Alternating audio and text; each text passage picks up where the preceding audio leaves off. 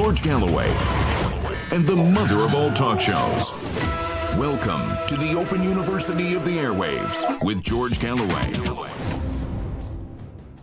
That'll be the day that I die, said Buddy Holly. This could be the last time, sang the Rolling Stones. And believe it or not, this could be close to the last time we ever talk to each other. Because in the next few hours, the biggest false flag operation in all history is designed to trigger the entry of NATO into the war, which, as regular viewers will know, I believe will trigger ineluctably a progress down towards a nuclear holocaust and the end of all life on the planet. I make no apologies for being serious.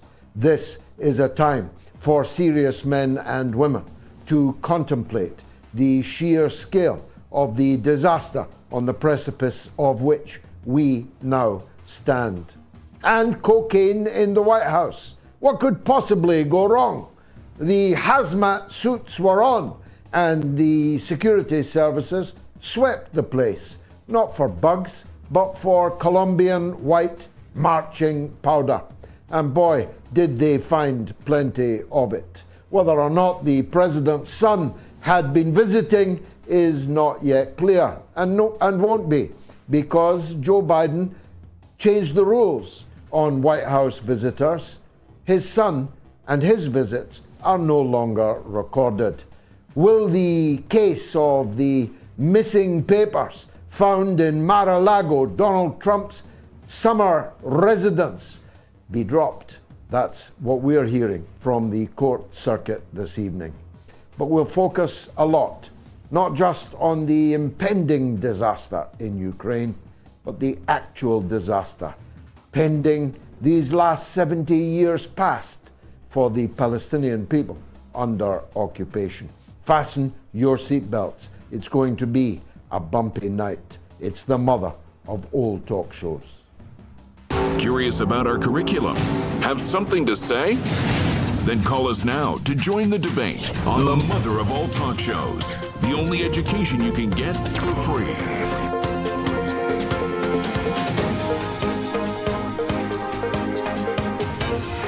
George Galloway, the mother of all talk shows. With George Galloway, the world is our classroom, and you're welcome to sit in and join the seminar. Usually when a regime bombs its own people, it's big news in Western capitals, in the Western media. Not so when the own people concerned are Palestinian people. Bombed from the air, shelled from the land, and viciously assailed by thousands of heavily armed infantrymen who went house to miserable house in the Jenin refugee camp, massacring people as they went.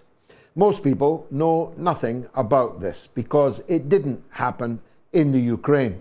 It happened in a piece of land that has been illegally occupied by one of the West's best friends. So good are they as friends, they are effectively honorary Westerners.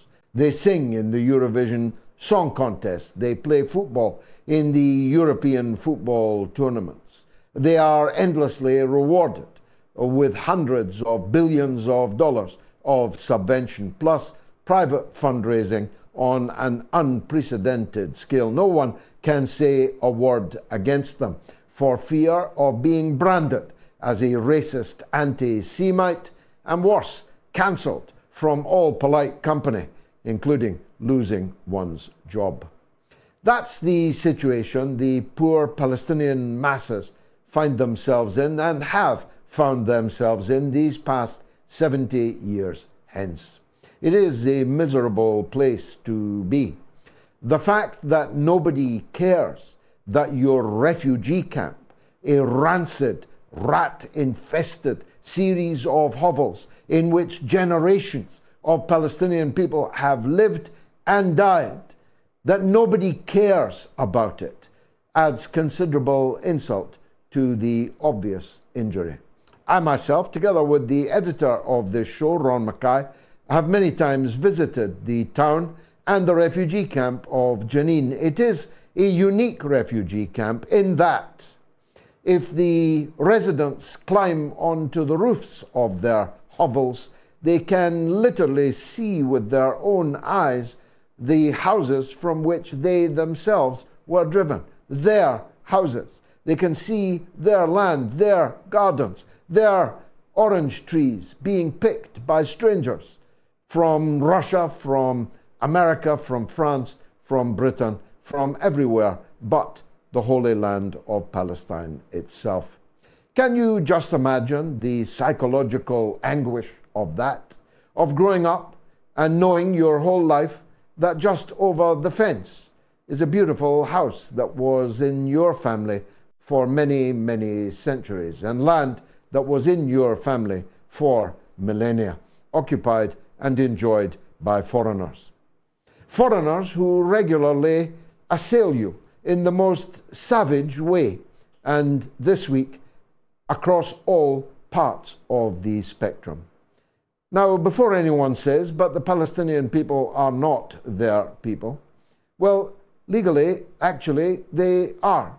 Under international law, under every Geneva Convention, Israel as a state has the complete responsibility for the safety of the civilian population living in the area that they militarily occupy, leaving aside all issues of how this occupation has been allowed to continue, uncontested, indeed rewarded for so long. Leaving all of that aside, as a matter of law, the Israeli government has full legal responsibility for the safety of the refugees living in that camp. Instead, it was the Israeli government that was murdering them. More than 100 of them were wounded, and at least a dozen of them were murdered.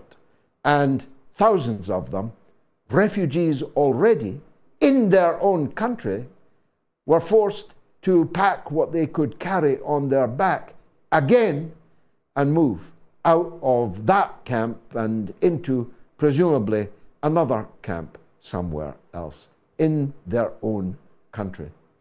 The fact that this savagery went unnoticed, whilst every single jot, tittle, and comma of claimed events in Ukraine continue to be highlights, headline news across all Western media for more than an entire year, all day, every night, sums up the poisonous dichotomy that exists in the world today.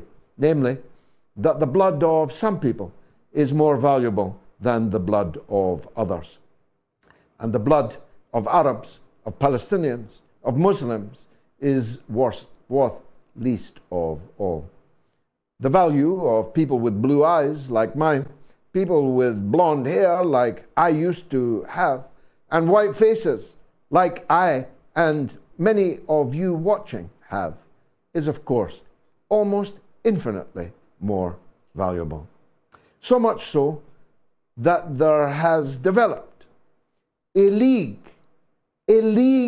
of conspirators involved in a series of actions that may well bring about World War III.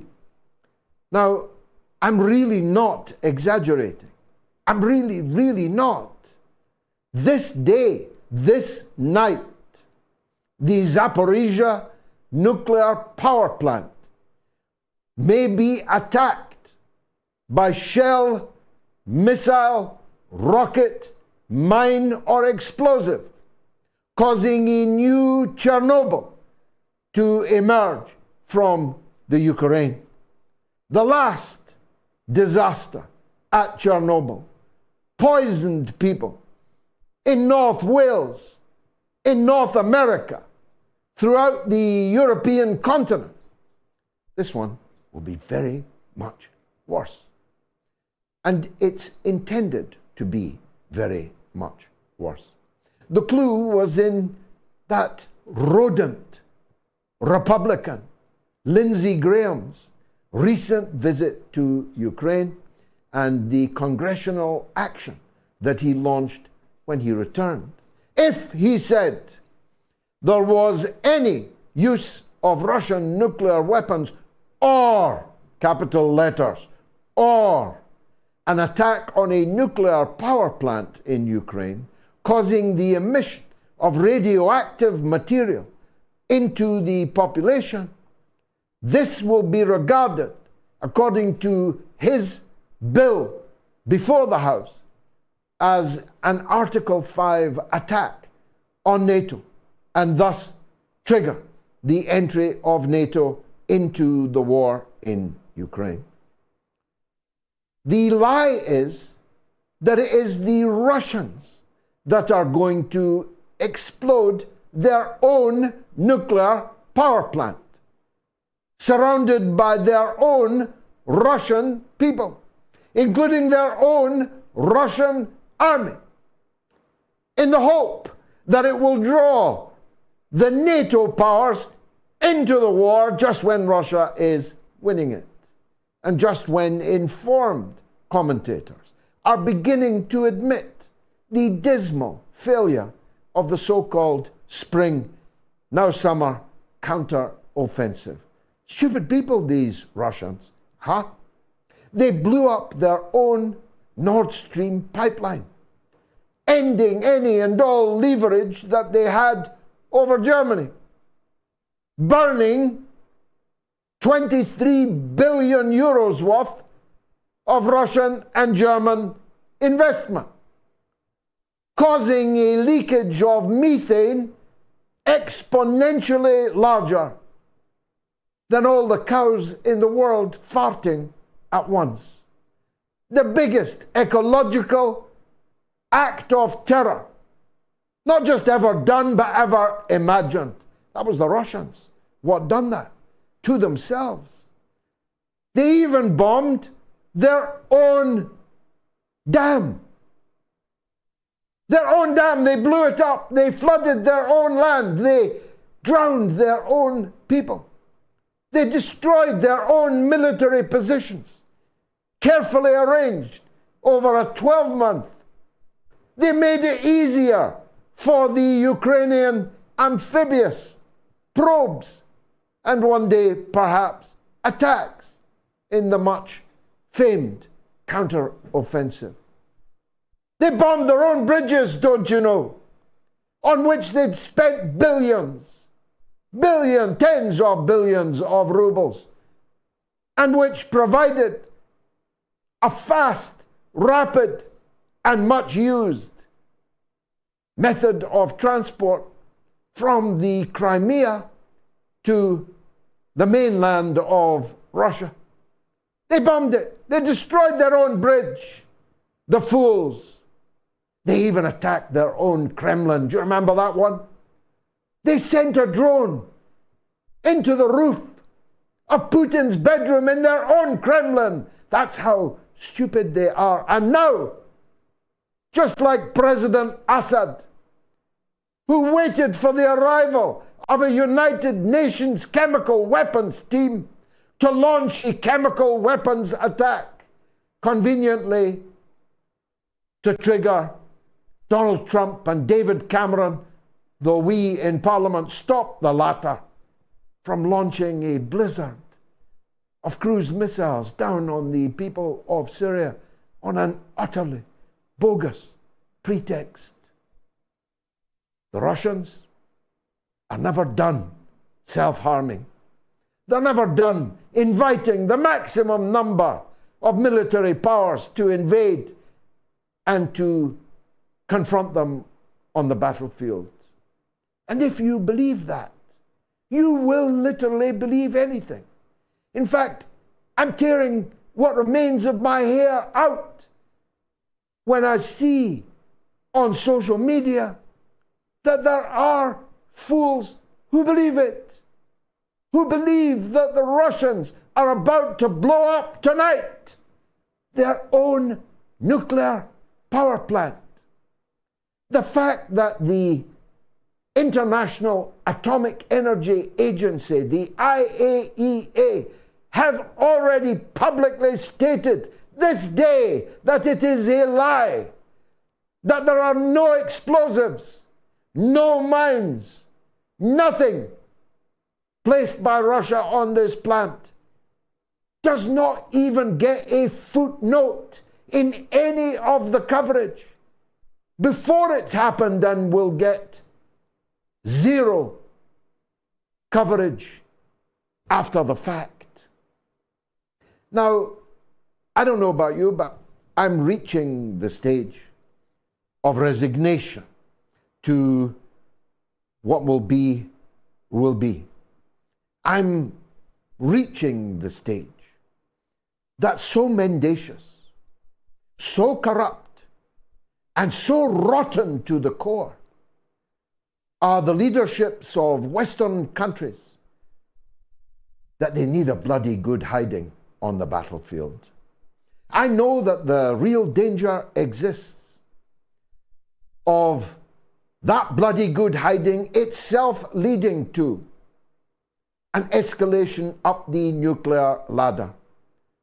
I still hear people who deny that, who think that Britain can send its 20 remaining tanks and its Villa Parks worth of armed forces, Army, Navy, and Air Force onto a battlefield against Russia, and there need be no exchange of nuclear weapons. I hear it from little Ben Wallace, the disappointed, putative head of NATO, over whom was preferred Ursula von der Leyen. No greater humiliation for the dwarfish Ben Wallace could there be than that.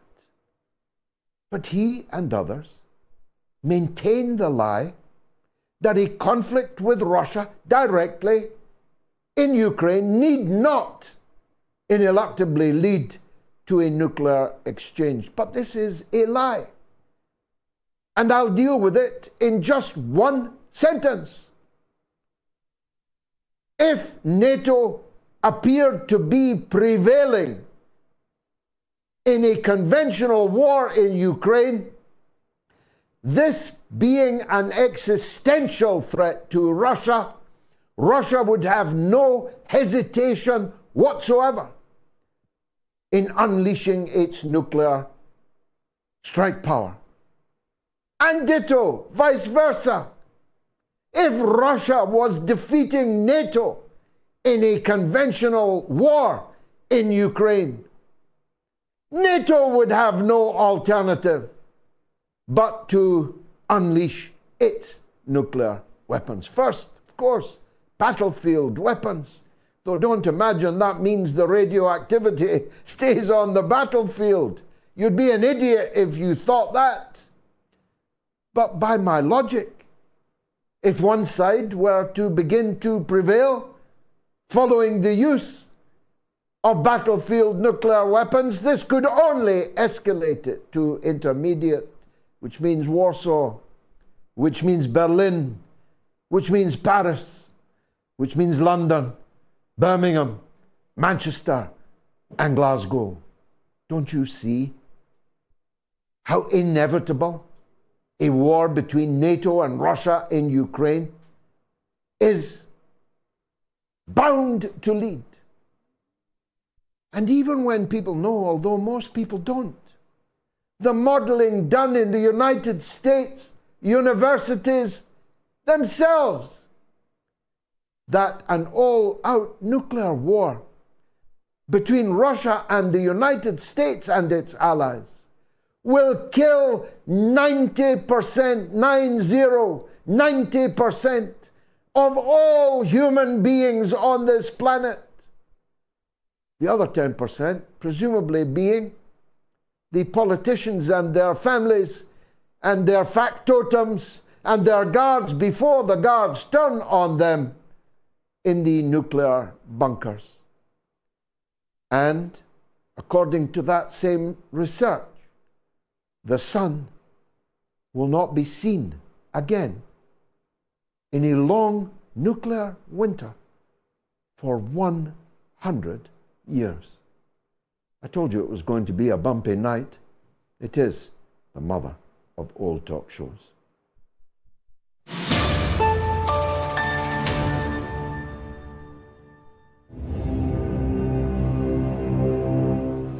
You don't get to call me far right. You don't get to call me that on my own show. A lifelong socialist, the leader of a socialist party, the Workers' Party of Britain, with an Indonesian wife, with 5 mixed-race children, with a record of fighting racism all of my life, representing more people of colour in the British Parliament than anyone in history by a country mile. You don't get to call me far right. These kind of idiotic insults tossed around by infantile leftists who think that anyone to the right of them is a fascist, is a racist. They are the cause of the crashing and burning of what used to be called the left. They are the cause of it. They have discredited leftism with their foolish, idiotic isms and ists and smears that emanate from them like a bad smell.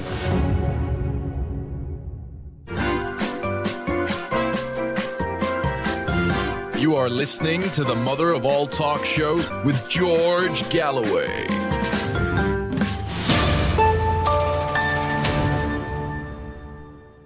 Is Israel's attack on Jenin camp a war crime? You can answer on my Telegram channel, t.me/George Galloway. Please follow me on Telegram. Who knows, it might be the last surviving redoubt.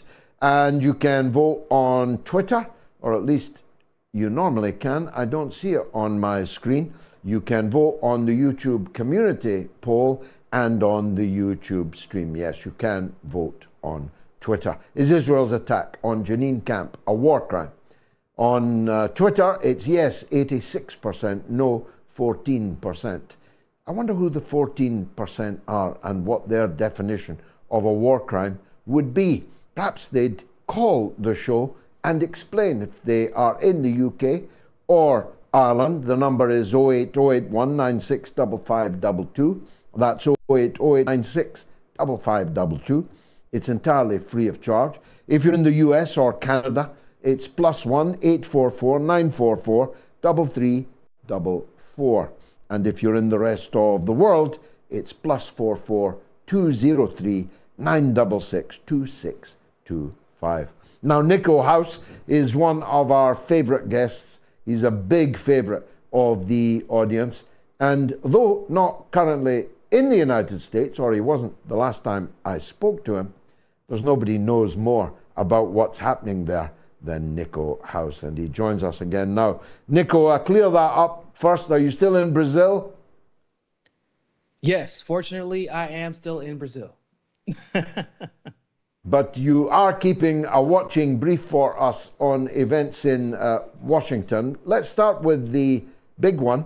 Does anybody in the United States know that we may, this evening, begin a countdown to the end of the human race in this Zaporizhia false flag operation? Of course not, man. Everybody's still preoccupied with their left versus right nonsense, or not even left versus right, really Democrats versus Republicans. It's interesting because I was listening during one of your commercials, someone, you were talking about how leftists attack you for being left of them, and they call you conservative for being left of them. And that's where people seem to be focused on right now. But I've already seen that there's already seemingly a false flag propagandist operation being put out on social media that Russia's going to attack itself. Come on, that's ludicrous. They always say that, right? Just like Assad attacked himself in Syria right as the war in Syria is about to end and the West is about to leave. Just like they claim Russia attacked itself. It's always for me, what's the most frustrating about this entire conversation is the fact that we actually have to say the obvious. Why would a country attack itself? But we have to say it, because otherwise people will legitimately believe that Russia wants to go to war with itself and that this isn't just another ploy by NATO. Yes, we have to say it, but like you, to be honest, I'm kind of reaching the end of my tether in explaining it to people.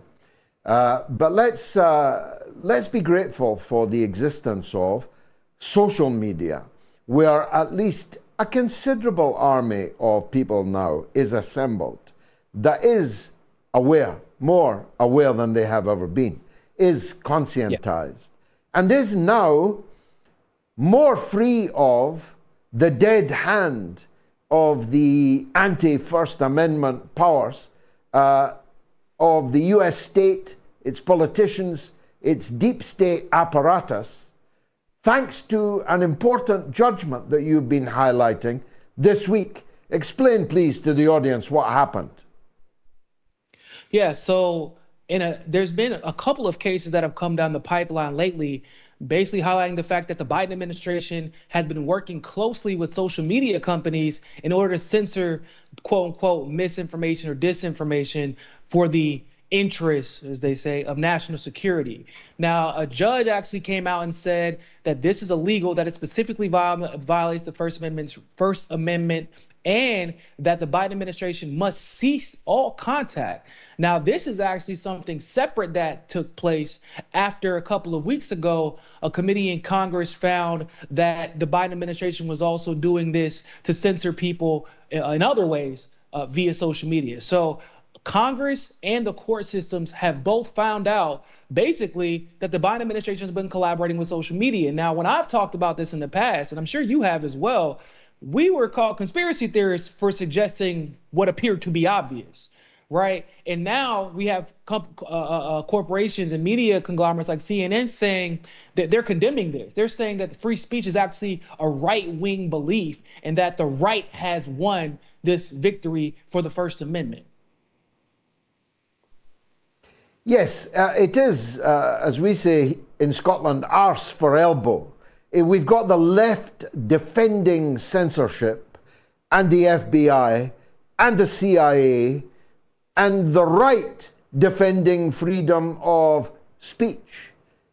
It's difficult to, I mean, if I were arriving from Mars, I'd find that quite difficult to understand, given what I know even about recent history. It was the feds that killed Fred Hampton. It was the feds that killed Malcolm X, that killed Martin Luther King. It was the feds that killed Bobby Kennedy and Jack Kennedy. And now the liberals are the biggest backers of the feds.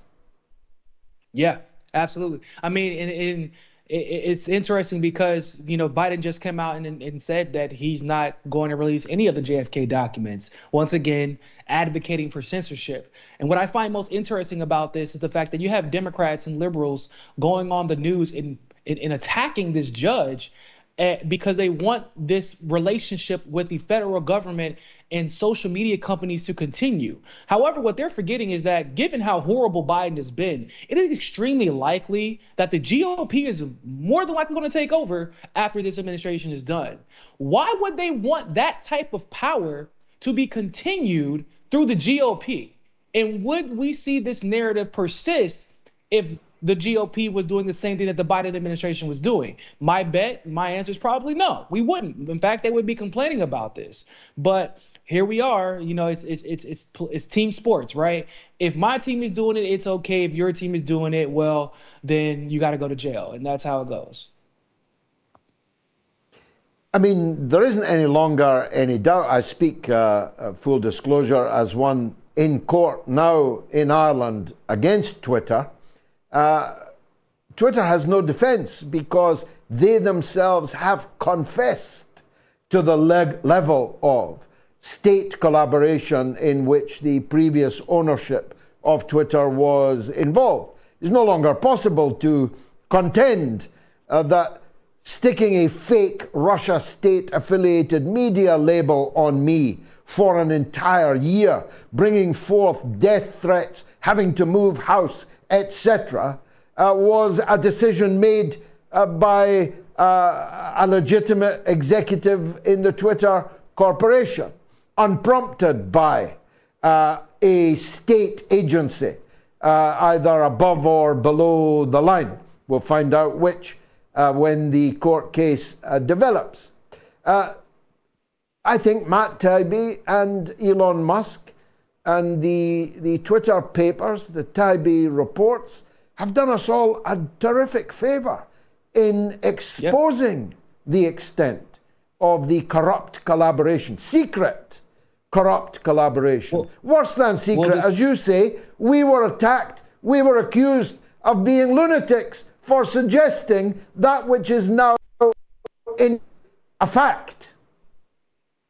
Facts, 100%. And the CISA, which was originally created to basically police cyber attacks, ended up being used by the Biden administration specifically to monitor social media and obviously work with the social media companies to do it. And it was specifically to monitor social media and monitor people to sway the midterm elections in favor of the Democrats. Well, they said what they were doing was policing misinformation and disinformation ahead of the midterm elections.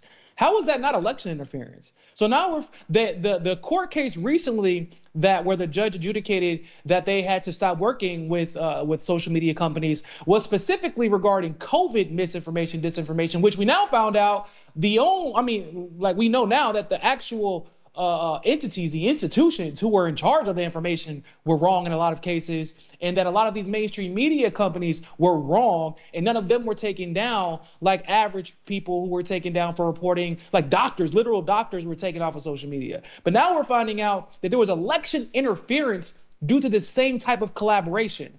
So once again, there were people taken off of social media. I was demonetized and taken away from the partner program for stating the obvious, that the Democratic Party and at times the Republicans as well work with social media companies in order to censor people who are telling the truth about election interference and election fraud, and that election interference and election fraud is alive and well in not one but two parties. And we were removed. So I want to, not only does this need to stop, but in my estimation, there needs to be some accountability here. It is a cyber attack on American democracy to firebomb the New York Post story about Hunter Biden's laptop, to adduce more than 50 senior retired spooks, intelligence figures, to say it was Russian disinformation. That's a cyber attack on American politics. It is a cyber attack on this cycle of American politics to literally remove speeches and interviews of Robert F. Kennedy Jr. because somebody doesn't like what he has to say. The man's running at nearly 20% in the opinion polls. He's a credible presidential candidate. He's being taken off. His videos wiped off social media. That's a cyber attack. That's a cyber attack, and that's election interference. That is election interference. And election fraud doesn't just mean taking a ballot out of a ballot box or changing a vote in an electronic machine. What it means, it's a collaborative effort to change the opinion or sway the outcome of an election from a greater entity that has the power to do so. What we are seeing is that, at least for right now, one party has power, and they're using all of their power to get the desired outcome in order to circumvent actually having to do anything for the people to earn their vote. Because let's be honest, Biden has been horrible. The Democrats have been abysmal. The economy is absolutely garbage. And now the economy is so bad that it's actually affecting the economy all over the world, whether it be international relations, with the situation with funding Nazis in Ukraine, whether it be how they're handling the domestic economy, just printing money, printing money, printing money. We don't know where the money's going. Well, actually, we do know. We know it's going to Joe Biden's son, Hunter Biden, who is a crackhead, who uses laundered money to smoke crack. I feel like we should remember that. Everybody should never forget that. We see that the Democrats would want to use every single outcome and tool that they have at their disposal to get votes in their favor, except actually doing what they were elected to do. Now, Bobby Kennedy is lucky. They're only trying to eliminate his videos with extreme prejudice, so far at least.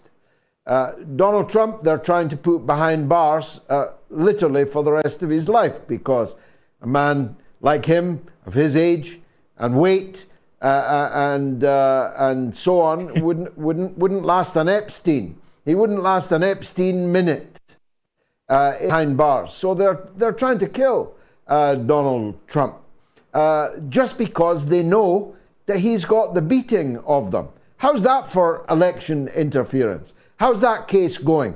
I heard tonight that the Mar-a-Lago papers case might now have to be dropped.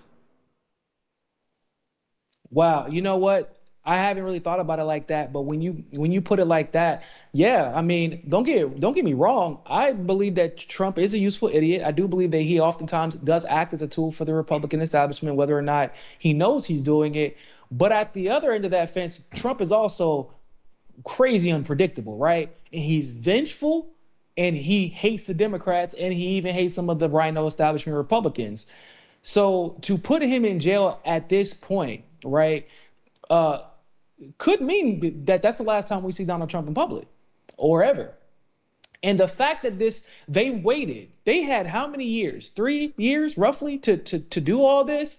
And then coincidentally enough, around the same time that this Peter Hotez guy comes in to smear RFK Jr., Donald Trump's cases all take off at the exact same time, virtually leaving not just one avenue, but multiple avenues to make sure that he does not see the light of day during this election, or is at least so encumbered in court cases that he won't be able to accurately to effectively, run for president.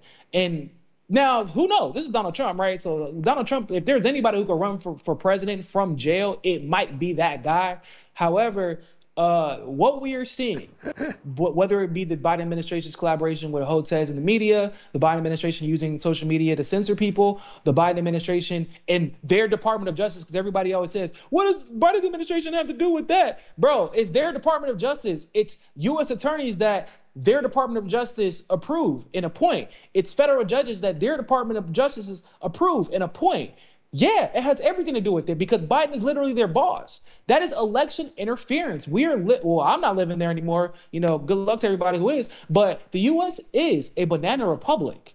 It is. When we're seeing former presidential candidates and presidents being attacked and thrown in jail for something they did while they were president, when we have never seen that before, no matter how bad they have been, I mean, literally committing war crimes, that is a banana republic. We look no different than a lot of the countries that the United States interferes in to overthrow their governments or to install governments. Niko House, as always, a great pleasure to meet you on the airwaves. Niko House, political commentator, founder of MCSC Network. How's the poll going? 16,000 people have voted. Is Israel's attack on Jenin's camp a war crime? Yes, 96%. Yes, 86%. Yes, 87%. Yes, 94%. Well, that is a significant turnout and a significant vote. Make sure you get your vote in before the end of the show. Phone numbers again, if you want to comment on anything you've heard. If you're in the UK or Ireland, it's 0808 196 5522. That's 0808 196 5522.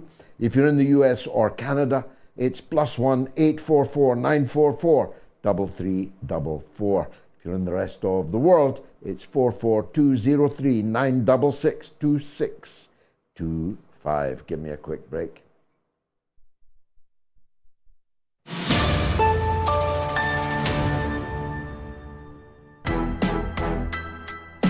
We are led by a conspiracy of liars and killers who are ready to kill every last Ukrainian as long as they can keep the Russian war machine occupied and learn from it, sell weapons to their own side, and bring about the destruction of the European Union's own economy.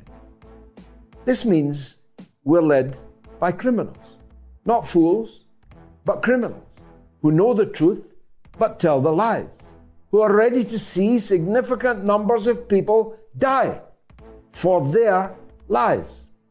Now, this has been true before. It was obviously true in the Iraq War, but it has not been true on such a systematic, concerted basis as we are now experiencing. The man who said it best said it to the largest television audience ever known on Twitter. Tucker Carlson, which was the biggest audience on Fox News by a country mile, would have spoken it to 3.5 million people on an ordinary weekday. Instead, he spoke it on Elon Musk's Twitter, not sponsored by Pfizer or Big Pharma or the military-industrial complex, not sponsored by any commercial entity. Just Tucker Carlson speaking directly to camera. That's the future of television. Directly, online, like this, on Twitter, on YouTube, on Facebook, on Rumble, on Instagram. Everywhere you can get it is the future of television. Elon Musk paid a lot of money for Twitter, but he has repaid, at least in part, any debt that he had to the rest of us by putting Tucker Carlson in front of what will turn out to be, I hazard a guess, in excess of 100 million people. And he spoke some very important truths. So when you're finished watching the mother of all talk shows, if you have not yet done so, you have to watch Tucker Carlson on Twitter. But stay here meantime, because we've got some cracking guests and, of course, your phone calls.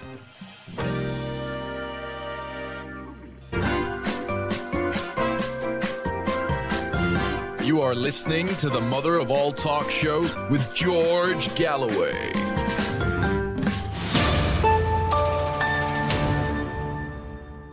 Here's an email in on air at moats.tv. Hi, George. I've been a user on the Daily Mail site for 10 years. Every time I comment anything remotely negative towards Ukraine or the offensive, I'm shot down by everyone. I've heard rumors that there are pro-Ukraine trolls based in Berkshire amongst bots that are responsible for pushing the pro-Ukraine narrative. Is this true? Kind regards, Ben Larman, Farnborough in Hampshire in the UK. I'd be entirely astonished if it were not true, Ben. Let's hear from Lydia in England, in Bedford, on Navalny. There's a name to conjure with. Lydia, go ahead. Yeah, George, I really enjoy your show and I want to appreciate you for having me on. I do agree that, there's political prisoners from the West, which you actually actively fight for, including Julian Assange and Snowden. What I'd like to ask you is why don't you fight for Navalny, a political imprisoned political prisoner in Russia? Navalny, you mean Navalny? I'm not sure how to pronounce it. I know. I just want to know we're talking about the same person, because I'm talking about Navalny, not Navalny, and Navalny is a far-right, proto-fascist politician who has been imprisoned in Russia not for political crimes, but for grand larceny, for financial crimes on a gargantuan scale.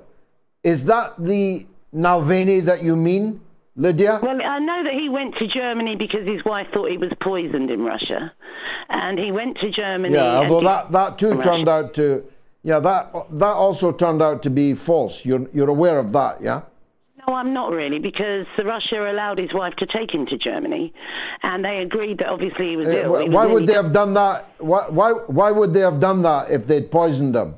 Why would they allow his wife to take him to Germany if they had poisoned him? Because they thought he wouldn't dare come back. But he was a brave man, and he thinks of Russia before he thinks of himself. There is that argument, George.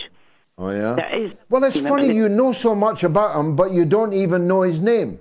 Has somebody put you up to this call, Lydia? I don't know it. It's N-A-L. Well, it's not a question. No, it's not a question of how to pronounce it, and it isn't N-A-L. It's N-A-V. It's just passing strange. That's all I say. I'm not making fun. I'm not making fun of you. It's just passing strange that you're so interested in this case and so knowledgeable about Navalny and his wife, but you don't know how to say his name. Thanks for the call, though. Nathan is in Seattle about Kane in the White House. Nathan. Hey, George, I'm having some issues with hearing you, but I called a little over a week ago, and you laughed at the idea that the Biden family would pick up their drug addiction from someone like Joe Biden. You said there was no evidence. I compiled like a whole litany of evidence on a video for my channel, Netflix.net. Including Joe Biden admitting that he wanted to prostitute himself before he was 40. The reason why he was a crack whore. But now it's just, they're just, catching cocaine bags on in the White House. And I was curious to know, is that enough evidence, or are you still not convinced that? No, of Joe course Biden it's not. Of course it's not enough evidence unless Joe Biden takes a picture of himself snorting it up his nose. That won't be evidence, but it's pretty damning that volume of cocaine was found in the White House, and not just in the White House. I mean, we're not talking about in the basement or in the janitor's quarters. We're talking about in the operation area in the White House, such that the hazmats had to get to work. There was so much of it being picked up. So it's your case that Hunter Biden is a crack addict because his father Joe is a crack addict. I'll give you one last chance to give me some evidence for that. Okay, what would you say if I said I have video of Jesse Jackson admitting that Joe Biden stole his car stereo and smoked crack out of his antenna? Well, I'd say it was hearsay, albeit hearsay from the Reverend Jesse Jackson. So if you've got a video of Jesse Jackson saying that, you should definitely get it out on the old social media. I think you'll probably get quite a lot of views. Thanks, Nathan. Another email into Moats at moats.tv. Hi, George. The Russian economy is now expected to grow by 2%, stronger than most EU nations and stronger than America. Thanks, Tony, for that. If you want to send us an email, it's onair@moats.tv. Back to the lines. Australia, where it's an unearthly hour. Tom's on the line, though. Go ahead, Tom. Good morning, George. It is very early in the morning. Very kind of you. I am a musician. You're most welcome. I am a musician in Australia. I'm actually a trumpet player, and I've called you a couple of times before about Julian. I've written a song, which I'm hoping I've sent it out to about 400 or 500 Australian musicians, in the hope that they'll play it in the last set of their music out in public to just generate a bit of conversation about Julian. I don't know whether they think I'm all mad, but I don't really care. You have to do whatever you can do, I figure. So I've written a song. It'll take about 2 minutes to sing to you, and I would encourage any musicians around the world to do the same. So here we go. Go ahead, Tom. And And remember, I'm a trumpet player. I'm not a singer. So as a trumpet player, Okay. as a singer, I make a great trumpet player. Here we go. Okay, go on.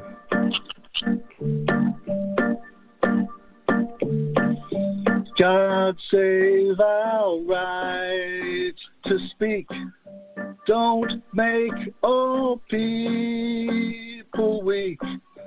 God save our Julian. God bless America.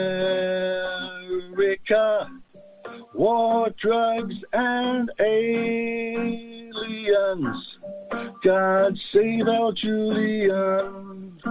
And he'll go waltzing with Stella, waltzing with Stella. He is a waltzing for all mankind.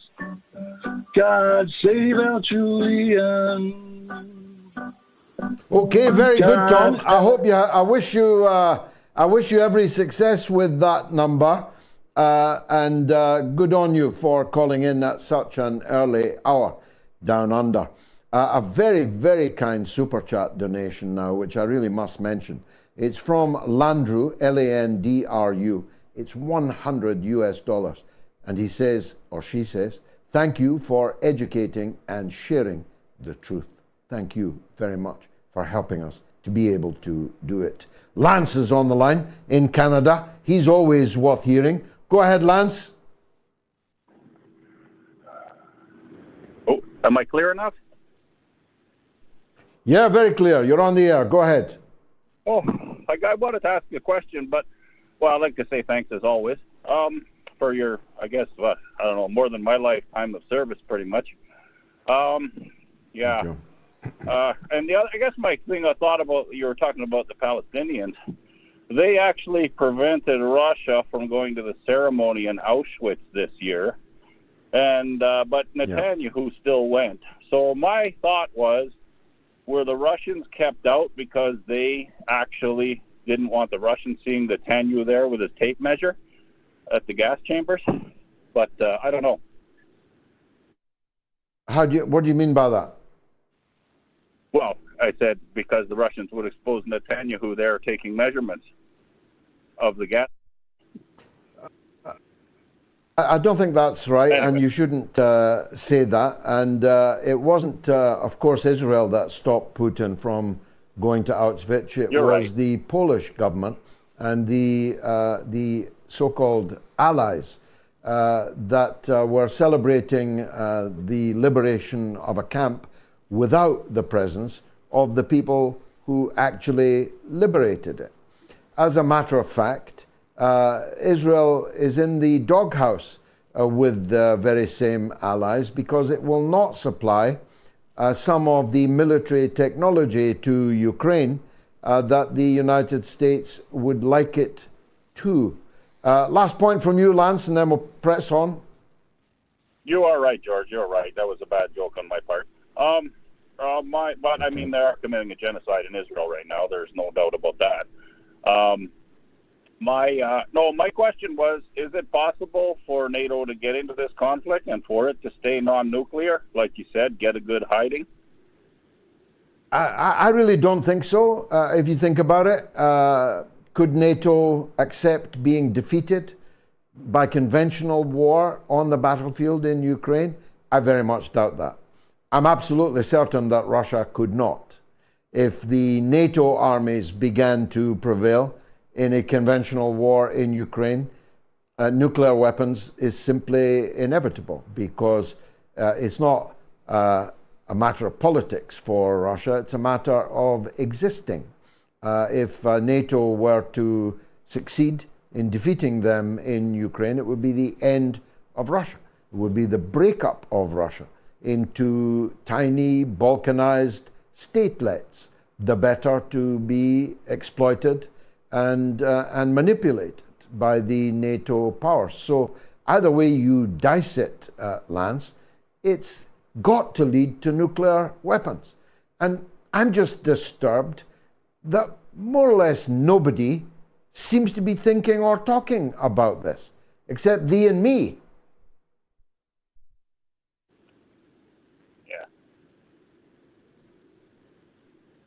It's very disturbing. Lance, thanks for the call. Phone numbers, UK and Ireland, 08081 965522, US and Canada, +1 844 944 3344, and rest of the world, 44203 966 2625. Michael in Washington State in the US wants to talk about our leaders. He's welcome. Michael, go ahead, sir. Yeah, thanks for taking my call, George. You know, you're a man of courage. You faced down the U.S. Senate.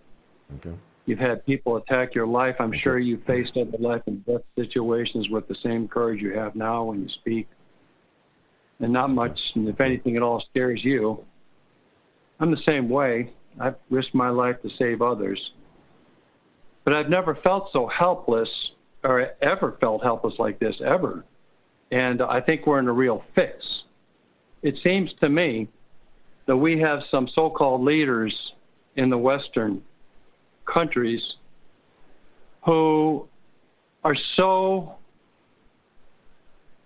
destructive that they would rather go down with their ship and their own delusions, taking us with them. And it's like the people that believe, I mean, they're getting high on their own supply of fantasies. And the people that believe them and go along with them, it's there's an American expression, honey, I'd rather go on hearing your lies than living without you. Thank you very much. Yeah. Yeah, very good one, yeah. And yeah.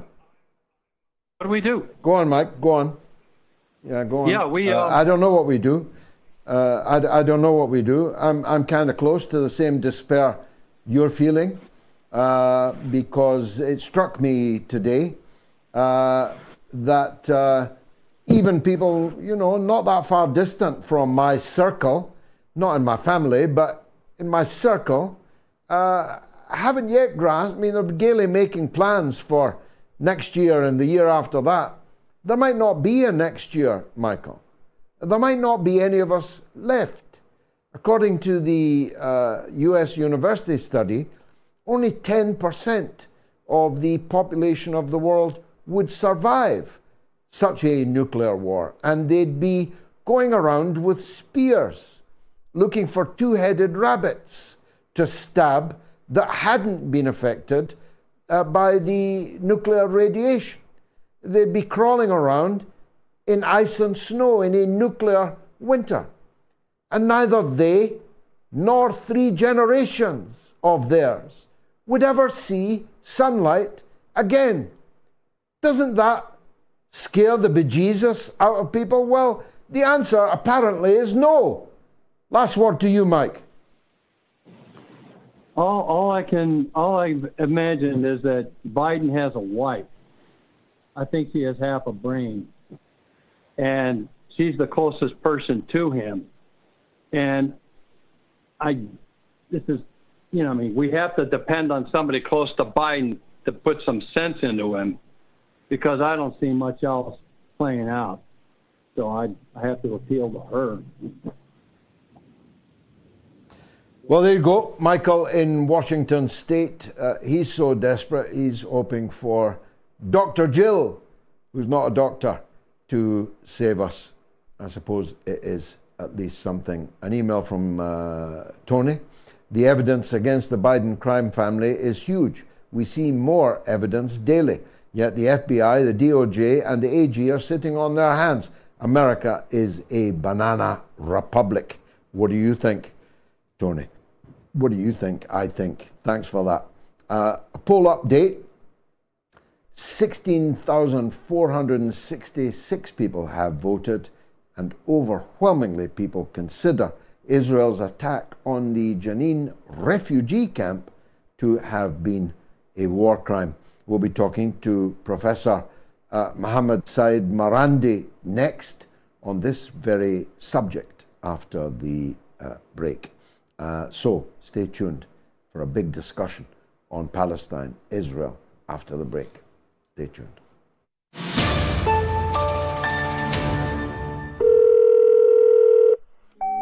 I am always have been and always will be firmly opposed to any changes in the law to allow assisted dying or assisted suicide. I believe the threat to the dependent, the most vulnerable, the most desperate in our society is simply too great, and therefore assisted dying or legalized assisted suicide must never become law in this country.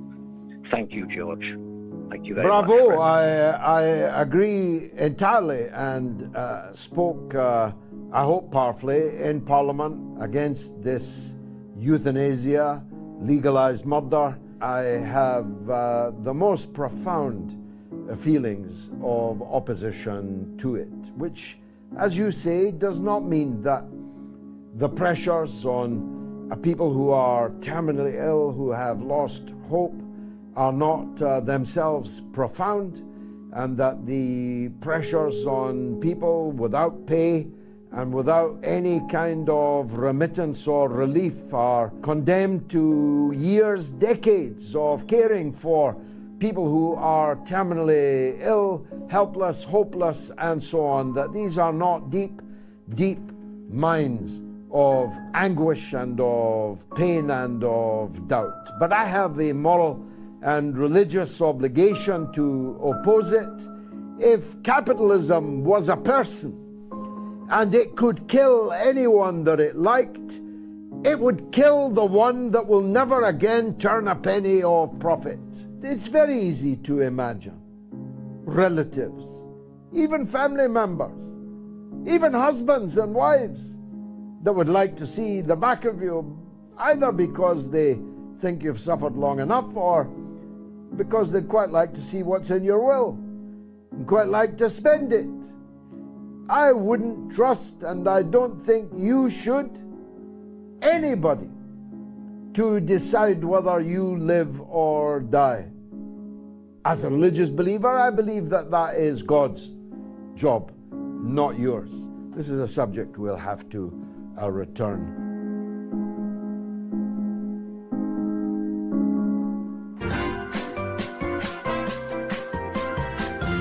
You are listening to the mother of all talk shows with George Galloway.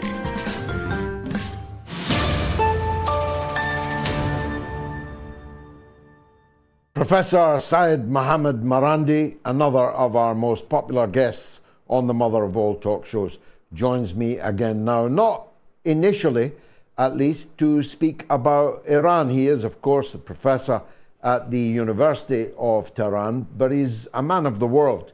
And one part of the world that he takes a particular interest in, for obvious reasons, is the Holy Land of Palestine. And I have been watching and listening to his anguish at what has been happening in Jenin camp this week. And I'm glad to say he was able to join us this evening. Professor, thank you for doing so. 20 years ago, myself and the editor of this show, and Mark Seddon, who went on to work for the General Secretary of the United Nations, Ban Ki-moon, were actually in that very camp. And we could smell the dead bodies unburied underneath the masonry. We could smell the cordite. The fires were still 20 years on. Nothing has changed except a new generation of Palestinian children have been born and lived in the squalor that is that camp. And yet not many people appear to care or even know about it. It's very hard to bear, isn't it? It is extraordinary how indifferent European governments, agencies linked to the Americans, how indifferent they are to the Palestinians in the West Bank. In fact, you often see European ambassadors, American, Canadian ambassadors in Palestine or occupied Palestine speak with such high praise about the Israeli regime and the colonizers of the land. And during the tragic events in Jenin, they were indifferent. It's unbelievable, especially coming from these politicians who are often quite woke, and who, when it comes to their own internal politics, they're very radical and extreme. But when it comes to the Palestinian people, they are just as traditional as the previous generations of politicians and diplomats and journalists who travel to Tel Aviv or anywhere else in Palestine. How do you account for that? Well, this racism has long roots. They go back centuries. The Orientalism that Edward Said wrote about, and people before and after him, it is quite revealing. And it is very interesting how in texts today, even scholars from very important universities in the UK and the United States, they, even now when they speak about West Asia or North Africa, when they speak about the past and the present as if they're the same. In other words, these lands are static, the people are static, they're not dynamic, and basically meaning that in contrast to Europeans and Americans, that they're completely different. So they judge these people very differently, but it's not only directed towards people of darker skin color. You see the same thing about Russians and about Slavs and about, ever since the war began, the language used with regards to Russians has become very similar to the language used when describing Arabs or Muslims. This is something quite universal. The yellow peril. You can find it everywhere. But the interesting thing is that these very same politicians, when they're speaking about the United States, they're very woke, and of course they speak of being inclusive, although they're not really inclusive in the United States and Europe. The working class, the deprived, as we saw in France, these people are ignored. But the tokenism of this woke generation of politicians, when it comes to Europe, when it comes to internal politics, is completely non-existent when it comes to Palestine. Yeah, it is an extraordinary thing. You almost feel that if it were happening to almost anyone else, at the hands of almost anyone else, that it would be much easier than this pushing a boulder uphill that I feel I and people like me have been doing in Western societies for over 50 years. In my case, 55 years now, exactly. And I kind of don't feel that much further forward than when I started. The blood and suffering of Palestinian people appears to be virtually worthless. I agree that nothing much has changed in politics in Western countries. But the work that people like you do is significant because people in the non-Western world do see how there is a significant segment of society that is completely opposed to these policies. And that is important to prevent the sort of racial hatred or animosity that we currently see coming from the West. So that does serve an important purpose. And also, at a time when the world is changing so rapidly, I think that in Western governments and Western officials and Western politicians and journalists, if they don't recognize that this is,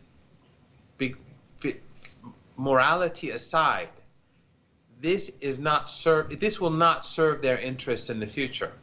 Because when you have countries in the global south, non-Western countries, that are becoming increasingly powerful, they're going to find it increasingly unacceptable when institutions based in the West, Western capitals, treat people like themselves with disrespect or with indifference.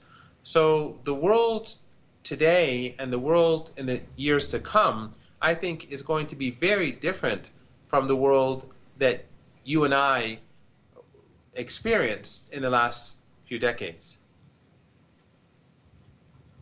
Now, Joseph Borrell said that Europe was a garden, the rest of the world was more or less a jungle.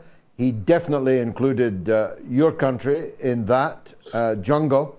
And Macron did everything that he could, everything, to bring to the streets of Tehran, where you teach, exactly what happened on the streets and is still happening on the streets of France.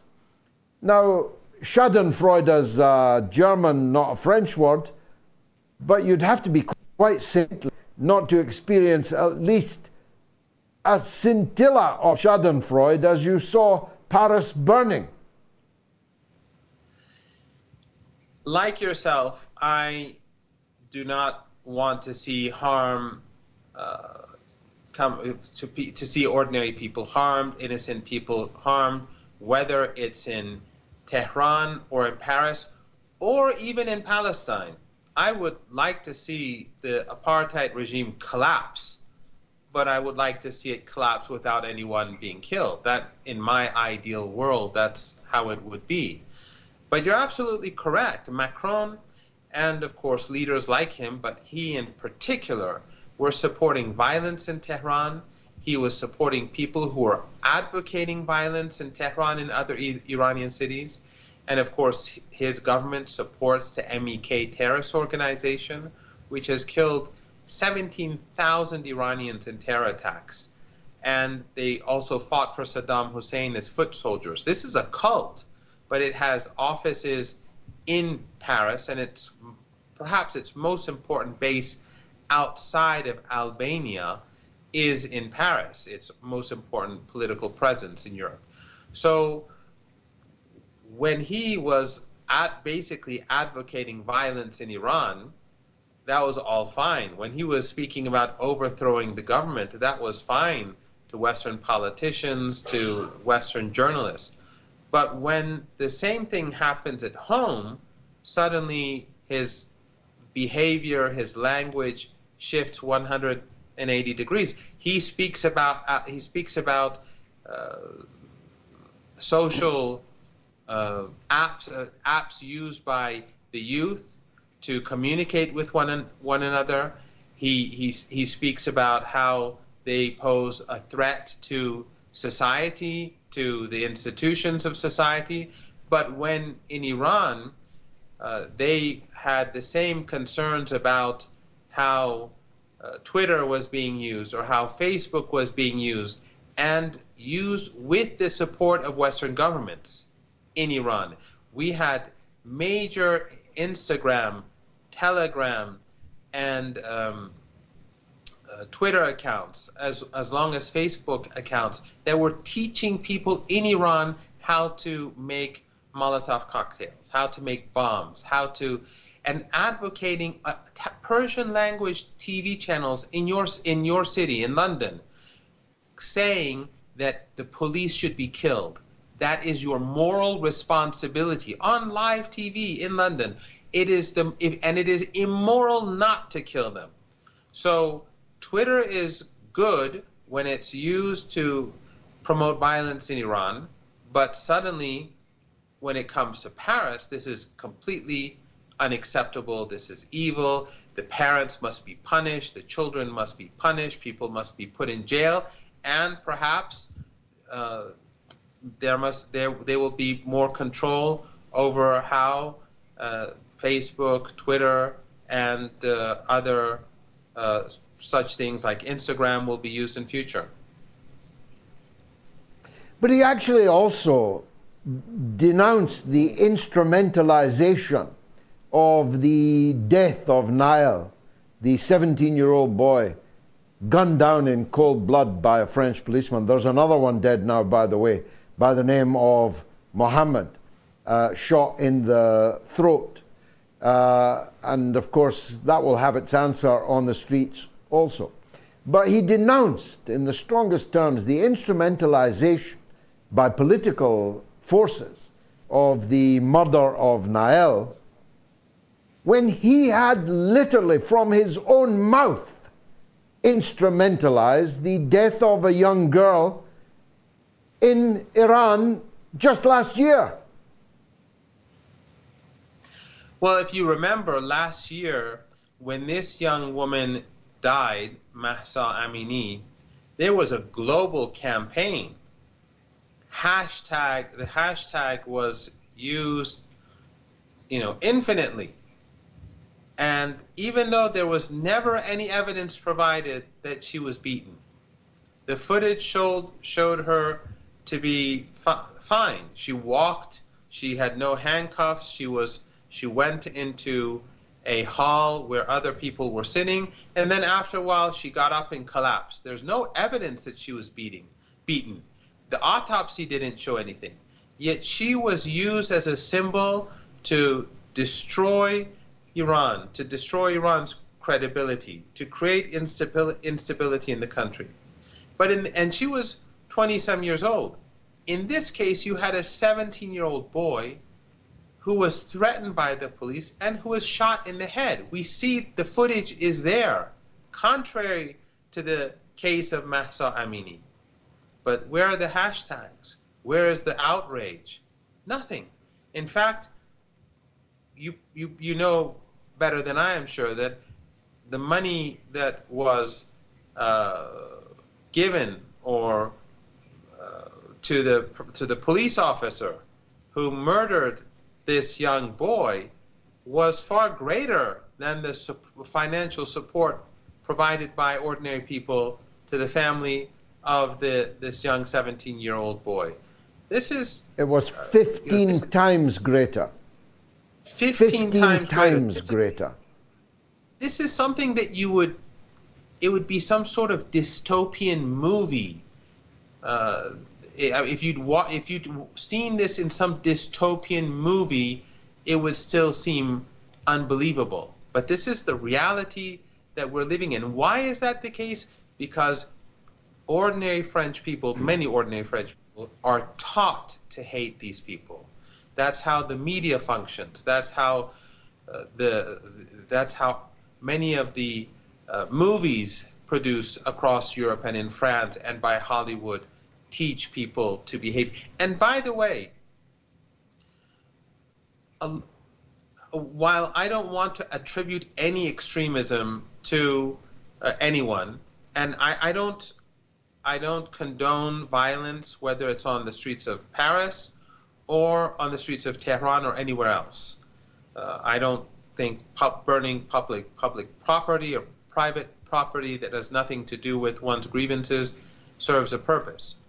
But this same French government, who is so concerned about the culture of this young generation, these French boys and girls who were born in France but who originally came from Africa. Why? Because their countries were destroyed because of colonialism. And even in Libya, we just witnessed the destruction of Libya a decade ago. But if they're so concerned about the culture and about integration, why did they allow extremists to use institutions, whether religious institutions or other institutions? I don't want to name them out loud because I don't want to make this an issue. Why did they allow these institutions in France and other cities and in other countries across Europe? Why did they allow them to be used so that people would go to Syria to fight? Thousands of people went from across Europe, recruited from across Europe, under the nose of Western intelligence agencies, like the young person who went to Libya and then blew himself up in Manchester. Who allowed this to happen? Who created this environment? They created this environment so that they could use these people as tools against their enemies, whether in West Asia, like in Syria, or in North Africa, like in Libya. And then when they create this extremism, they blame it on the Muslim community or people from North Africa and West Asia. They helped create it. Just like in the 80s, they did the same thing, but on the border between Afghanistan and Pakistan. So when they wonder why is Afghanistan ruled by the Taliban, if they wonder why we have so many extremist groups in Pakistan, they have to look back at their own history and how they helped create this environment in that region, which ultimately led to 9/11. So they have to blame themselves for this extremism. They didn't bring in the third world into France. They created the third world. And these people who, in the third world, in these destroyed lands, came to France, they are the victims of these policies. Again, I'm not condoning violence or harming innocent people. But if anyone is to blame, it is the government in Paris. Professor Seyed Mohammad Marandi, thank you for a very powerful exposition here on the mother of all talk shows. Much obliged to you, Professor. Is Israel's attack on Jenin camp a war crime? Well, it ought not actually to need to be asked. But still 14% of the people on Twitter said that it was not, but none have had the guts to call up. Maybe they now will. 08081965522 if you're in the UK or Ireland, and if you're in the US and Canada, +1 844 944 3344. If you're in the rest of the world, 44203 966 2625. Quick break, and I'll be right back.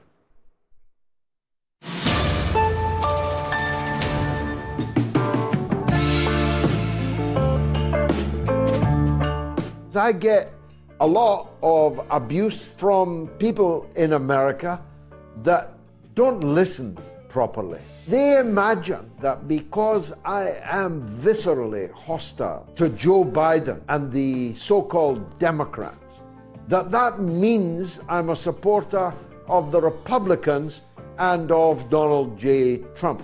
Neither of those is true.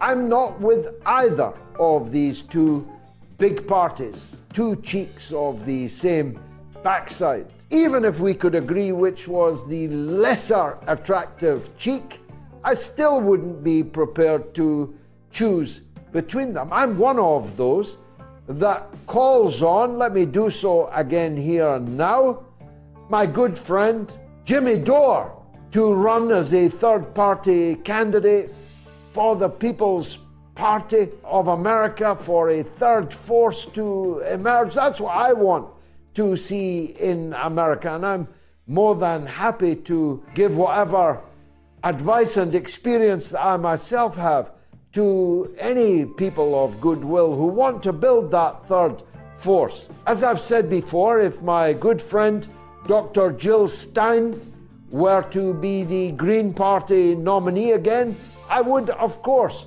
support her for President of the United States. If Tulsi Gabbard would run as an independent presidential candidate, I would support her. I would not be happy to see Donald Trump back in the White House, but I'd be very, very happy if Joe Biden wasn't. I'd be very, very happy if Kamala Harris wasn't, even if that meant that Donald Trump would have another term as President of the United States. You see my point? I regard the US Democrats as the greatest threat to peace on the planet.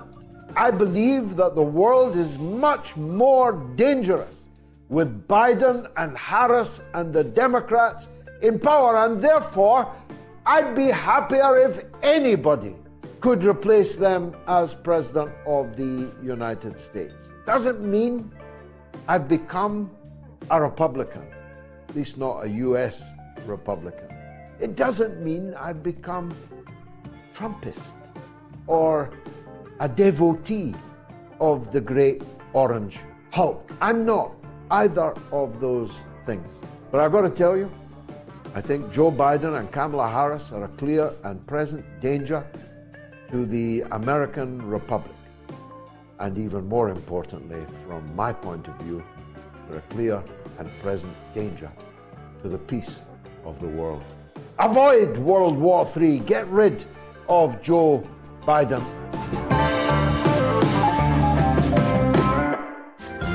You are listening to the mother of all talk shows with George Galloway.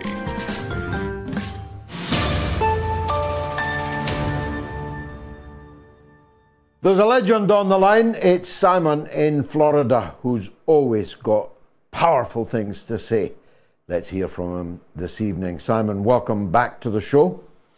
Thank you ever so much, Mr. Galloway, for inviting me back for my 12th occasion with you this year, and it's my distinct privilege to follow on from your distinguished guest, Professor Marandi, who I follow very closely. He often has wonderful insights.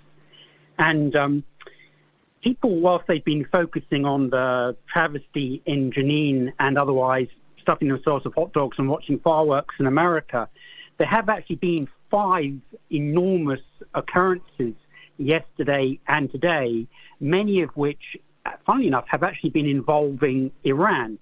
So just yesterday, Iran completed the process to join the Shanghai Cooperation Organization and is now a full member with their flag flying alongside the other 8 full members and with all the other benefits and responsibilities that go with this. And in his detailed speech, President Raisi of Iran mentioned connections with both BRICS and the INSTC. And indeed, just the following day in Tehran, the Russians and the Indians, notwithstanding their successful visit of Prime Minister Modi to America very recently, were all in a large conference exploring the ways to expedite the connections that would fully connect St. Petersburg all the way to the port of Chabahar, the oceanfront port on the Sea of Oman, that would enable goods and services to be transported freely without any possible intervention of the U.S. Navy. He also, upon mentioning BRICS, said that it would be a goal of Iran to join that organization, who obviously have their annual heads of government meeting coming up in just a month's time. And indeed, today in Durban, we're having meetings of technocrats who are all trying to hash out the details of how that organization would be expanded, given the fact that there's now rumors that 41 countries have now applied to join the original 5 members of BRICS. And indeed, upon mentioning his desire to become involved with BRICS, the president of South Africa, the same day, sent an invite to the president of Iran, inviting him to go to the BRICS head of government meeting in South Africa in just 6 weeks' time. So that was an astonishing development. Now, the Iranians, at the same time, and bear in mind this is all happening within a 24-hour window, it's a quite extraordinary number of simultaneous events, were meeting with the Azeris, who were hosting the non-aligned movement, which includes 140 nations of the world that aren't involved with NATO, in the capital, Baku. And while all those folks were getting together, OPEC was meeting in Vienna, and lo and behold, they announced that they had invited the chairman of this year's meeting of the non-aligned movement, Azerbaijan, to immediately become a member of OPEC Plus whilst they are still in consultations about Malaysia, Brunei, and guess who, America's neighbor, Mexico, to also all join OPEC+. Wow. What an extraordinary week it has been. It might get even more extraordinary, of course, Simon. I asked Niko House this. Let me ask you. You're in Florida. Does anyone know the peril we are currently in with relation to the power plant in Ukraine? You don't know. You probably have met him. It's Dennis Kucinich, who's the campaign manager for Robert Kennedy Jr. And I'll give you this final thought. It's probably the quote of the week.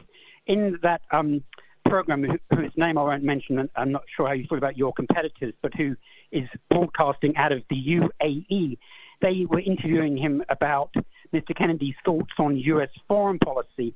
I'm not sure if this is a very accurate reflection, but nonetheless, Mr. Kucinich, his campaign manager, described U.S.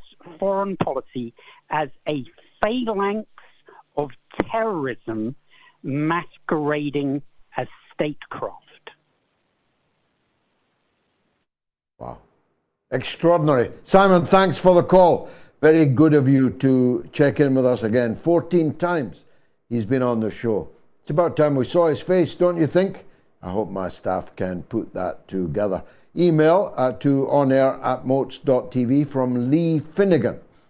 In a world of hurt and misery, tell us a tale. If the great Tony Benn, I loved the one of him and Corbyn drilling a plaque in the cupboard in Parliament. Do you have any memories of the great man? Cheers, Lee. Love you and your show. Best wishes.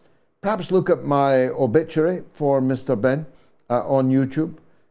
People have been kind enough to say it was a powerful one. On the line from California is Josh. Let's hear from him. Josh in California, welcome to the show. Thank you, George. I wanted to get your opinion on some of the anti-boycott legislation that's being debated in Parliament. Yep. You got a point, or you just want me to give mine? Well, I mean, I could give you my take. That's we're on the precipice of World War III and possibly the third Intifada, and God knows whatever else. Yeah. But God knows indeed, Josh. It was an extraordinary, it was extraordinary that this anti-boycott, divestment and sanctions law came to the floor of the House of Commons, literally as the refugees in a refugee camp were being massacred by the very state of Israel's forces, that the movement to boycott, divest, and sanction was against. It made it almost, keyword almost, impossible for anyone to stand up in Parliament at that particular moment and make the case in defense of Israel. So they didn't. They didn't make the case for the defense of Israel. They had the gall to allude that those of us who don't want to buy Israeli oranges as a conscious act of consumer choice for reasons of compassion for the occupied Palestinian people were Nazis. That's what they said. That if you don't buy Israeli dates or Israeli products, then you are akin to the Nazis in the 1930s, painting the Star of Judah on the windows of Jewish businesses, setting on fire the synagogues of German Jewry, forcing the German Jews to wear a hideous yellow star on the outside of their clothing to demarcate them, and stop just short of accusing those who wish to make a conscious effort not to buy Israeli products. Stop just short of accusing them of being Holocaust supporters, certainly deniers. As a performance, I have seen many dismal performances in the British Parliament, believe me. I have seen speeches that made me cringe with embarrassment and shame that I was a member of the same institution that the people making these speeches were in. But I don't think I've ever seen a more shameful, a more dismal, a more desperate display of despicable mendacity than I saw in the anti-BDS law speeches in Parliament this week. But I must signal out one of them. The Labour shadow Foreign Secretary, a woman of colour, Lisa Nandy, the daughter of a significant cultural progressive figure,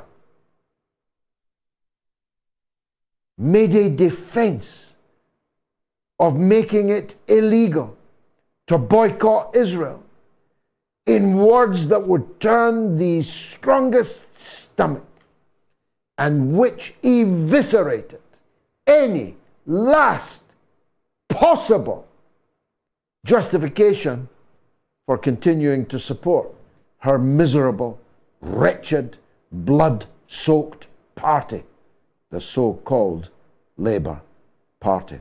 There you go, Josh. I didn't hold back.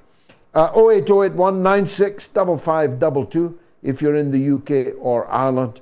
If you're in the US or Canada, +1 844 944 3344. If you're in the rest of the world, 44203 966 2625. YouTube comments. Free Energy Education International says war and killing are always a crime. They are almost never in actual self-defense. That is usually just a pretext for attacking the other person, which was your intended purpose all along. Signed, Black Flag. Kuplex says, and no one is talking about sending peacekeeping troops into France.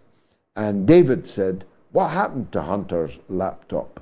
No interest from the FBI, CIA. Take a quick break, then it's your calls right to the end of the show.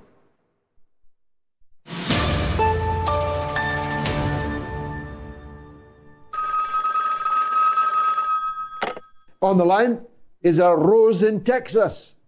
How's that at the beginning of a song? On Californication, which is a song. Rose, welcome to the show. Fan of the show, transgender fan of the show, and I wanted to briefly address your monologue from last week on Californication, because I almost entirely agree with what you said. Trans women athletes taking medals and records, directing children at nightclubs, and even going to elementary schools themselves, not to mention hormone blockers for children as well. The attack on freedom of speech, not only against conservatives, but anyone who doesn't fall in line with the agenda, rainbow flags on NATO military aircraft, which is certainly doing more to cultivate anti-queer sentiment around the world than there already is.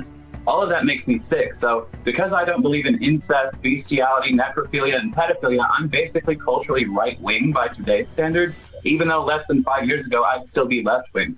So in regards to you and everyone else watching who thinks of me and people like me as the villains right now, you should know that I support the most traditional Muslim, Jewish, Abrahamic believers to be as homophobic and transphobic as they want, because guess what? That's freedom of religion, which is a value we claim to have in the West. Now, my religion, I suppose, is I believe I'm a woman, but guess what? Not everyone has to convert to my religion. Otherwise, we basically have a theocracy, only this theocracy is for the ever-evolving LGBTQIA supercalifragilisticexpialidocious club. So that's all I wanted to get out of my system. Thank you. Well, Rose, if I could put your call in a glass bottle and ship it around the world, I promise you that I would do so. Crystal clear, beautifully expressed, and I wish you every happiness in life. It is exactly what people who are transgender should be saying. And if they were, they would disappoint the liberal zealots who want to use them as a battering ram against the traditional family values of the rest of us. Beautifully expressed, Rose. I'll never forget it.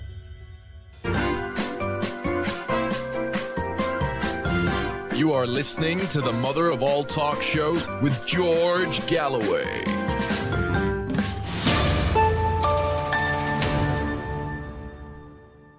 I will never forget that call from Rose in Texas. It was like something miraculous out of Texas from a trans person called Rose, speaking so beautifully, powerfully, bravely, and sagely.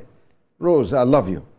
YouTube comments. Sean PB says, people don't travel enough, George, to understand how people really suffer around the world. If they did, they'd understand that war, hate, what a tragedy it leaves behind. Good point, Sean. Polysporin says Russia and China need to provide an alternative social media technology to poorer countries. Tanks provide physical protection. Social media technology protects sovereign information space. Let's hear from Nick in LA on RFK. Where better to go to talk about RFK Jr.? Go ahead, Nick. Hi, George. Can you hear me clearly? I can. Welcome. Go ahead, sir. Thank you. Perfect. I've been trying to get in the last couple of weeks, just this question to you. And I speak from a certain level of experience because I was heavily involved back in 2016 in the Sanders campaign because I attended the very first two meetings I think he had before he announced his candidacy in 2015 at the Musicians Union Hall on Vine Street here in Los Angeles, where about 500 activists attended his meeting, where he announced his consideration for running for president. This was Sanders, but that he was going to run as a Democrat because he thought it was the only way he would get the outreach and the only way that he could compete. But in his question to the audience was, I'll only do it if you'll be behind me because we're going to do it one person at a time with small contributions, etc. And it has to be a grassroots movement, which we did then do. But then obviously he was hijacked by the DNC and by the Clinton supporters. But my question is, really, how does RFK Jr. really think that he's ever going to get the nomination? Because the Democratic Party will do exactly the same to him. And there's no way that he can ever win as a Democrat. And unlike, I think, Cornel West, and ironically, you had Professor Wolf on in your last show, and you mentioned both those names, Cornel West and Robert Kennedy, in the same sentence. And I really think we are in a really interesting time and a crossover time where the legitimacy of a third-party candidate, whether it be in the US or the UK, can really have some meaning and possibly be the first time where we could gain some traction. I'd be interested on your thoughts on, because I think it's a strategic blunder and on Kennedy's part, and I'm just really confused really on why he would attempt even to get nominated by the Democrats when we know what's going to happen to him. Well, it may turn out to be a strategic blunder, but it wouldn't be if he has a belt and braces approach to this. And I don't know how you would translate that into American English. But braces, but a belt as well, because you don't want your trousers falling down if one should fail. What do I mean? I mean that RFK, I hope, I've got no knowledge of this, is very clear that if necessary, he will run as a third-party candidate. And if he did run as a third-party candidate, unlike other third-party candidates, he simply could not be ignored. First of all, the level of support which he already has for the Democratic Party's nomination. Secondly, the obvious, the name recognition. This is Democratic Party royalty. But the third and most unpredictable, although it's increasingly less unpredictable, is Joe Biden might not last until the primary. You bet your house on Joe Biden being fit to run in the presidential election in 2024? The answer is literally nobody would. Nobody in the whole world would bet their house on that outcome. There has never been a more precarious, fragile situation for an American president running for a second term ever in all history. And so you say that Kennedy cannot possibly get the Democratic nomination. I'm not sure you can say that. You don't know what's going to happen between now and the primaries. What if Joe walks out onto the White House lawn minus his trousers and starts talking literal gobbledygook? Oh, sorry, he's already done that one. But you know what I'm saying? What happens if the 25th Amendment, which removes him from office as no longer being of sound mind to be put in charge of the American nuclear fleet, what if that happens? What if he's impeached and the full horrors of the Biden crime family become increasingly exposed even in the mainstream? And that is, to some extent, already now happening, though there's still a long way to go. What if Laughing Gas, his running mate, comes a cropper? And that's not impossible either. Nudge, nudge, wink, wink.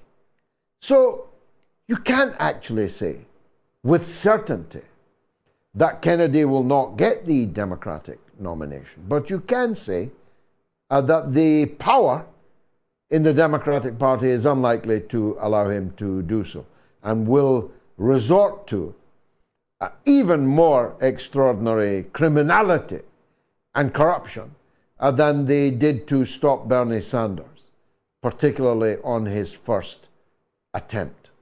You can say that, and I'm with you on that. That's why I say, were that to happen, Kennedy needs to have a plan to run as a third-party candidate. If he doesn't, or if he won't, then of course everyone should get behind Cornel West, get behind anyone else other than the Democratic Party. And I think that that will happen. I don't know Dr. West. We're trying to get him on the show. I know that his positions on many things, not all, but many things, are quite similar to mine. And so, of course, I wish him no ill or bear any animus towards him. Let 1,000 flowers bloom. Let 1,000 candidates run. I believe in the emergence of a third force in American politics. But what I didn't expect was somebody called Robert Kennedy to emerge on a platform of ending the war, of bringing home the troops, of smashing up the FBI and the CIA, of taking on Big Pharma and the military-industrial complex. I didn't expect that, did you? And I want to pray for the success of that. Why wouldn't I? So there's no difference between us, Nick. There's time to see what happens, what develops. It's pretty unpredictable territory we are now in. Last word to you, Nick. No, I concur with everything you say, and I'll end it on a high note. Well, not a high note for you, maybe, but my apologies for the boys in blue across the street from Manchester United doing the treble this year, but it was a great season. Thank you very much, Nick. But we're back, and we've still a bit to go, but we are back. This email from Kahan Noor is, thousands of people listen to your messages. They love you and follow you religiously. You have a great duty, not just to speak to truth, but also to make sure they get the understanding you seek. Things happening to Palestine is planned, and the people behind it are in your circle. You should call them out loud for everyone to see and know. Fortunately for you, have nothing to worry about, but we Palestinians keep suffering. Our leadership is incompetent, and our support is withdrawn from all corners of the world by lobbyists and warmongers. Palestine will be no more if you don't speak out. I kind of do speak out, particularly on this very show. Wayne is in Cheshire on nuclear war. Let's hear from him. Wayne, welcome to the show. Welcome. It's a privilege to be on the show. I wanted to say, I agree with you 100% about if NATO get involved, about the nuclear war scenario. I'm afraid of what will happen, but I'm also slightly excited because I truly believe that if on the verge of this happening, that either a god-like figure or extraterrestrials would intervene to help humanity, and all the main questions will be answered.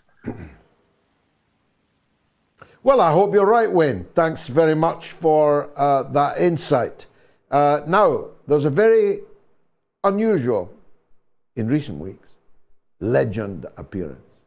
It is the one and the only Norma in Bristol, who appears to be, if not back on her feet, back on her phone. Norma, welcome back, and best wishes from absolutely everybody connected to the mother of all talk shows. Oh, that's so nice, George. That's so nice.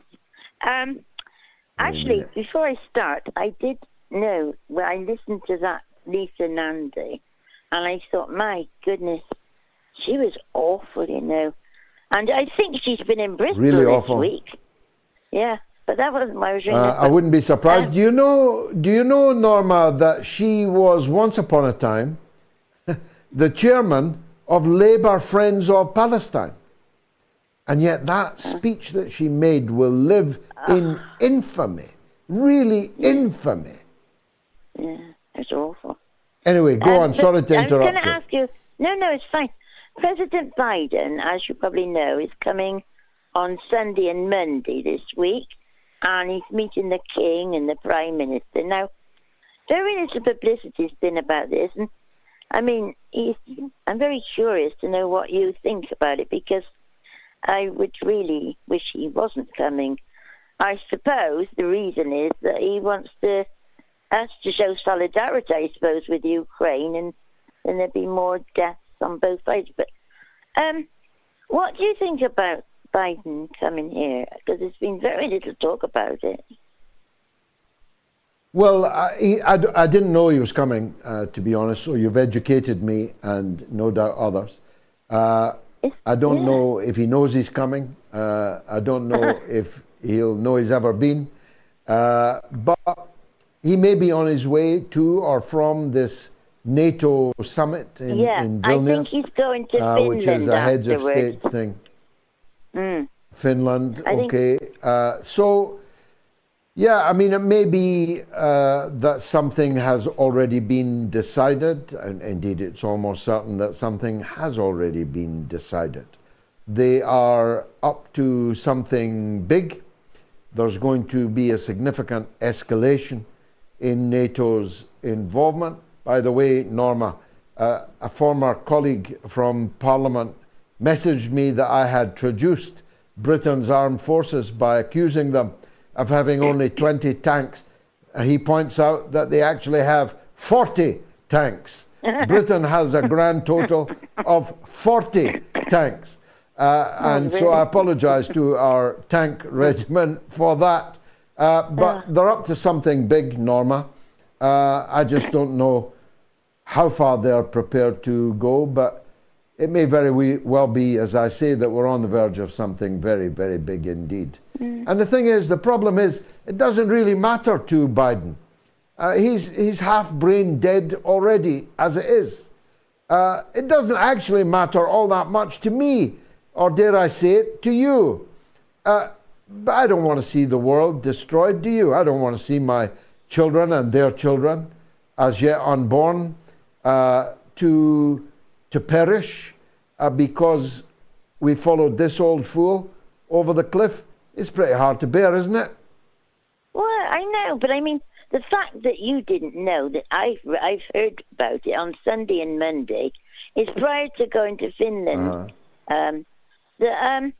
It's been very quiet, and I mean, well, I just wish he wasn't coming, but he is. Well, the thing is, yeah, but I mean, whether he comes or he doesn't come, Sunak will do exactly what he's told to do. Yeah. In fact, Sunak will be trying on behalf of little Ben Wallace to get him to do more. I've no doubt about that. The Cameron and Sarkozy dragged Obama and Biden into the Libyan war. They were more royal than the king. They were more Catholic than the Pope. Sarkozy and Cameron were really pushing the Americans to launch a major war on Libya. And look how that worked out. It's not the case, I think, that Biden coming to Britain has any substantive importance. First of all, because Biden's not making any decisions. Else he made them. Secondly, because whatever those decisions are, the British will carry out faithfully. This is not Harold Wilson we're talking about here. This is Rashid Sunak. Go figure. Anyway, how are you feeling, Norma? Oh, I'm still in pain, George, especially at night time. And I'm getting a stair lift from my husband because he can't walk, and he can't hardly walk at all. So we're really decrepit. But you keep me going, and Twitter keeps me going, and I've got friends, so we're all right, really. But we are deteriorating. Well, we're all deteriorating. I'm not the man I used to be myself, as I'd have to concede. But everyone will wish you well, Norma. You've been much missed, and you're a very loved part of the show. Thank you very much indeed for calling. Now, it's just come from my editor here. Buckingham Palace confirmed that King Charles was due to meet the president at Windsor Castle on Monday, the 10th of July. Perhaps they can both go out for a walk and talk to the trees. The poll has closed. 17,500 people have voted, and overwhelmingly you have adjudged that the Israeli attack on Jenin camp was a war crime. In all truth, it's very difficult to see how anyone could judge it otherwise. This is a camp that I know well, but I know many of the Palestinian camps well. I've lived in some of them. My involvement in this matter goes back to the early 1970s. My association with the editor of this show goes back to a Palestinian camp in 1977, which, whatever way you cut it, is a very long time ago. I promised the Palestinian people in the camps in Lebanon in 1977 that I would never leave them alone. There have been promises that I have broken, but I have never broken that one. And I never shall, as long as God gives me breath, even if I'm the last person on the planet doing so. I will cry out for justice for Palestine. I will cry out that no justice means no peace. And I, like Professor Marandi, earnestly yearn for peace on the Holy Land. If no peace on the Holy Land, where on earth could we get peace? That's my message on the eve of what might be very, very portentous events in Ukraine, indeed. Let's hope we're all still here on Sunday, in which case, join me at 7 p.m. UK time for the mother of all talk shows. It's very important that you spread the word. More than 1 million people again watched the show over the last 7 days. We need that to be 2 million, 3 million, 5 million. We need everyone hearing the other side of the story. Thanks for being with me. Have a good night.